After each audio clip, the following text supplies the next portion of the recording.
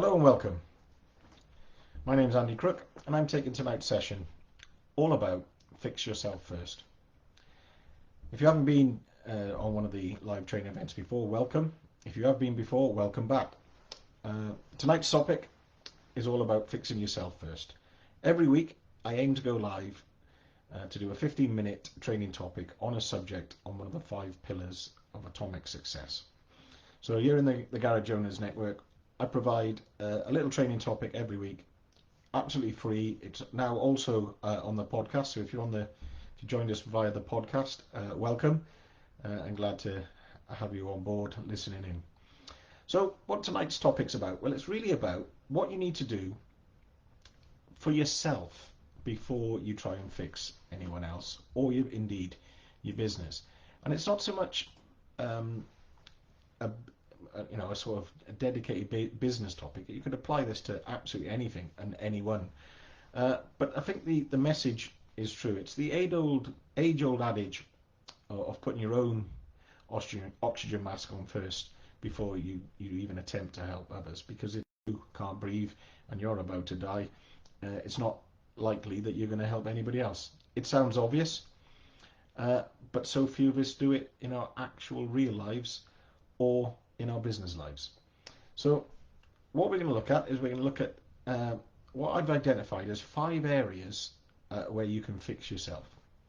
And these are part of a course that I'm putting together that I may or may not release. It's something I'm looking at. It's something I'm very, very interested in.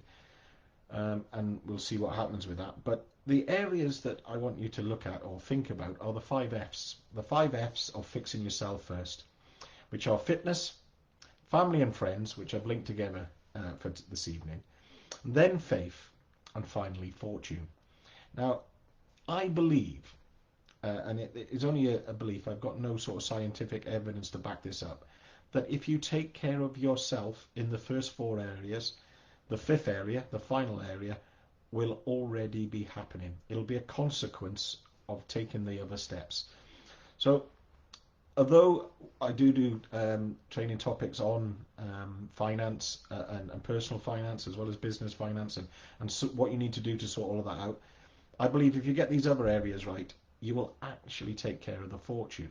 And one of the other things I'm going to ask, if we get to that point in the video, we may not in the 15 minutes allowed, is we may actually consider what is your fortune, what is your real wealth, and what would you trade for that. It'll be interesting for you guys to think about it in a way, and obviously you can't speak back, but are you truly wealthy already, no matter what physical assets you have? Something to think about. So what we want to do is we want to concentrate on ourselves first. Make sure we are got, if you like, our proverbial oxygen mask on before we help anybody else. So as I said at the beginning, it sounds obvious, but are we doing it? Are we taking care of ourselves? So the number one area, the first area we're going to look at is the area of fitness. And by fitness, I don't mean we're going to start running triathlons. I'm on about health and well-being, our personal health and well-being. Because someone said something to me about a week or so ago, and I can't get it off my mind. And he said, if you don't make time for your health now, you better be prepared to give it a whole lot more time later. And that really made me think, if we don't make time for our health now, we better be prepared to give it a whole lot more time later. Now, the time that we need to give it that health, when our body decides that enough's enough, won't be of our choosing. It definitely won't be at the best point that the business would choose for us to give it a bit more time. It's going to be at the most inconvenient time, because that health, decline in your health, is probably going to be something to do with other things that are going on in your life as well. And that, they never come in pairs, they always come in threes, as my mum would say. Nothing with a pair, there's always a third. So are we looking after our health and well-being? And we're going to talk about this in 2 distinct areas. And the first one, our mental health. And it is so important. I know this is like, if you like, a really hip topic, if you want to call it that. Everyone's talking about mental health. I'm not qualified to talk about it. In fact, I know very, very little about it. But I have a theory. I have this idea that if we get these other areas that we're going to talk about, these other 5 areas of our life right, the chances are our mental health will be in fairly good condition. I mean, obviously, I'm not qualified in any of this, but I'm sure that if we act in line with our belief systems and nothing is, if you like, out of sync, nothing's pulling us in the wrong direction, so will our thoughts be in alignment. And that's just my own personal theory. I don't, I'm not qualified really to have any opinion on it, but it's just something I believe, and it's something I've seen time and time again. And sadly, a number of people reasonably close to me, people I've worked with in the past, have sadly decided to take their own lives. And most of them, I would say, the reason that they were so unhappy, the reason their mental life got to that point where they decided, you know what, I'd rather not be here, was because some part of their life wasn't, they weren't acting as they should. And it's something I call a value action gap. And if your value action gap gets too big, it can cause real problems, sadly. So what I want to talk about, sort of a little bit more cheerful on the mental health side is what are you doing for your own mental health? Do you get enough sleep? Are you getting enough quality sleep? These are dead simple things. Now, the paid aspect to the, if you like, the sponsor of this free training is something called the Atomic Success Program. And by atomic success, what I mean are tiny things that big changes. That's what the Atomic Success Program is about. And these are all tiny things you can do. And you don't need any expert advice. You just need to make sure you go to bed with nothing on your mind. You don't just have a cup of coffee or a can of Red Bull or any other stimulant before you try to go to sleep. And by stimulant, I don't just mean caffeine and the like. I also mean put down your electronic apparatus before you go to bed. A good half hour, maybe an hour before. Switch off the telly. If you like, read a book. And you'll just drift off and you'll have a much better sleep. But make sure you're giving yourself time for that sleep. And then what about, we make a big thing about our work-life balance, but are we taking enough holidays? Do we get enough breaks from our work? I can't answer that for you. Only you can answer that. Yeah. What do the government think is the minimum? What do your staff get? Are you getting the same or more? If you're not, ask yourself why. Why is it that you don't get the same time off? And do you have any interests outside of work? That's a really, really, really important one. I've taken up a new hobby. I started questioning myself in these areas quite recently, and I've started to take this a lot more seriously. And one of the things I decided I would have would be a hobby that is something totally different from the other stuff that I do. A new hobby, something different, meet new people. And we'll talk about that in a second. So once we've taken care of where we can, our mental health, and I urge you, if you are struggling with any of the topics I've just spoken about, please contact someone. Reach out, message me, ring me. Like I said, I'm not qualified, but I'll point you in the direction of someone who can. And if you really are struggling, please pick up the phone somebody. Somebody cares. And that's what you've really got to hang on to with this. So once we've taken care of our mental health, what we want to look at is our physical health. And make sure that we're doing the simple things around our physical health that means that we'll be around a bit longer, to make sure that our business survives, that we get, if you like, a long and fruitful retirement. And that simple stuff around your weight, your diet, the amount you drink, yeah, get yourself outdoors, go for a walk, set yourself some minor fitness goals. We're not talking about running marathons yet. If you want to, you can. That can be a new hobby, join a running club. But that's not really what I'm talking about. What I'm on about is just tiny little changes around these things, these areas of health and well-being that are more disease prevention than cure. And we all probably, eat a little bit too much, weigh a little bit too much, drink a little bit too much. And these are simple changes you can make tomorrow that will have an impact on your health. So set yourself, I would say, some goals around about your weight, your diet, and your general healthiness, if you like, and your general well-being. and they're dead simple to do. And we'll talk about these goals later on if we get time. So the next area, family and friends, what I call your network. Now, it's a well-known saying, you can't choose your family, but you can choose your friends. It is. It's a fact. Now, some people will be incredibly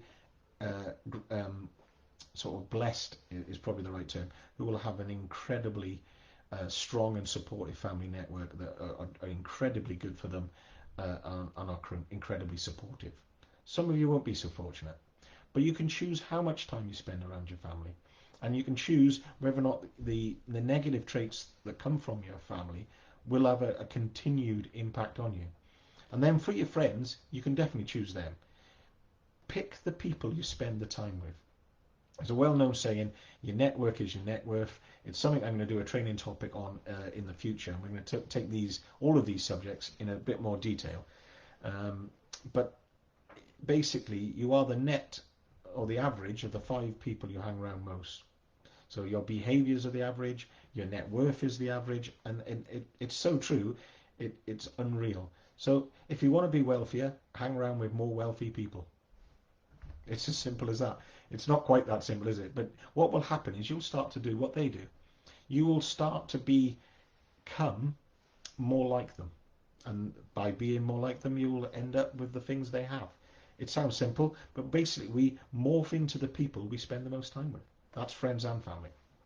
So one of the things that I continually ask people about when we're doing any of the training topics, and we start asking them about something called their core values, which we'll come on to in a second, which is the area 3, their faith, is that a lot of them come back and say they would like to be a better parent or a better husband, a better partner, whatever it is that they would like to be.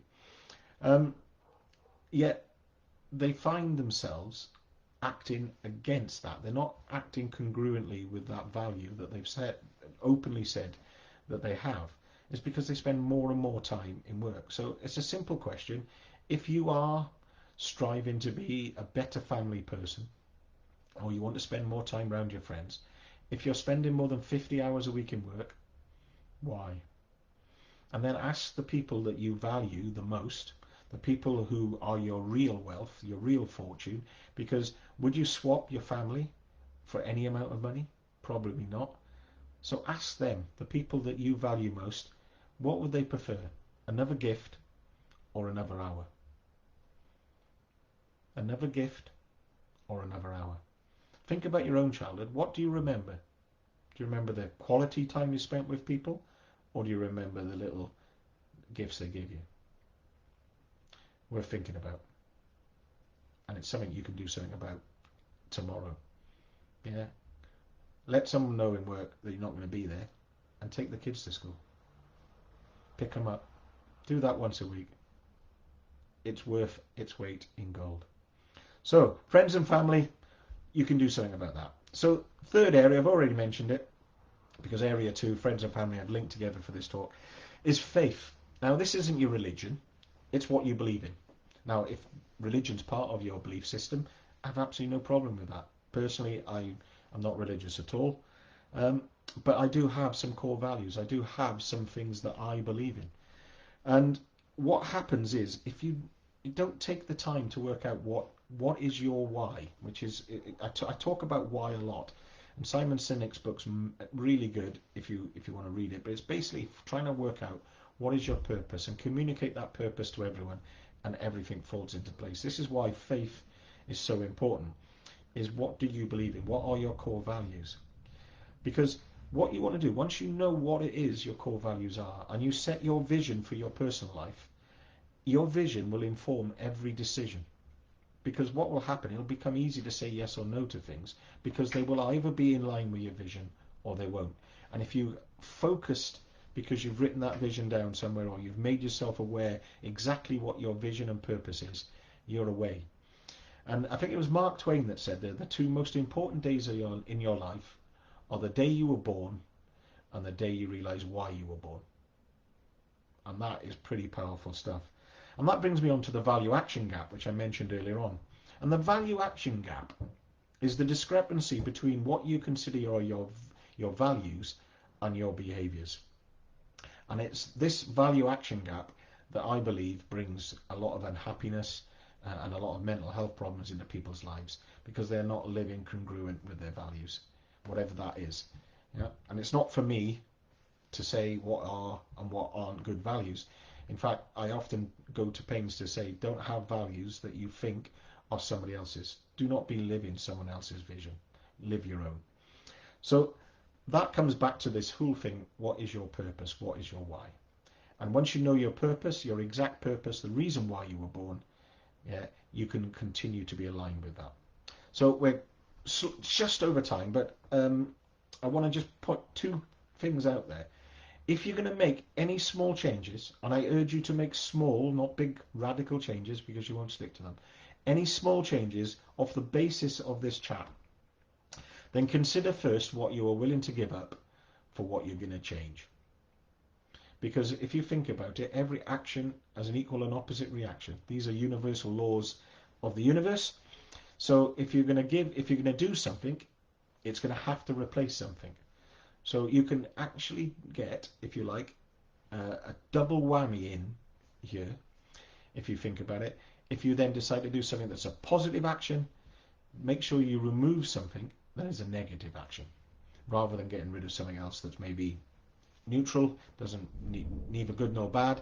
So if you're doing something in a behaviour, so you're spending an extra hour, shall we say, in the pub, you're going to take that extra hour and you're going to do something different with it, something more positive than being in the pub. If being in the pub is your positive space, yeah, make an extra hour for being in the pub when you're in work. Yeah, and it's as simple as that. But consider what you're willing to give up to make that improvement, to make your life better. Fix yourself first. Get that oxygen mask on yourself first. And the key areas to look at are fitness, that's your health and well-being, both mental and physical, your family and friends. Basically sort out your network, make sure that's working for you instead of against you, and then your faith. Make sure you know what your purpose is and that you're living your life and your values around that. And then for the fifth thing, your fortune, it'll just take care of itself. You won't have to address it. Thanks for listening and watching. If you've got any questions, send me a message. I'll say again, if you are struggling at all with the mental health, please reach out to someone. Someone will be willing to listen. There are charities out there, and if they're really desperate and you want to speak to someone, you can always pick up the phone to me. I'm always at the end of the phone for stuff like that. Take care, people. Be safe out there, and good night.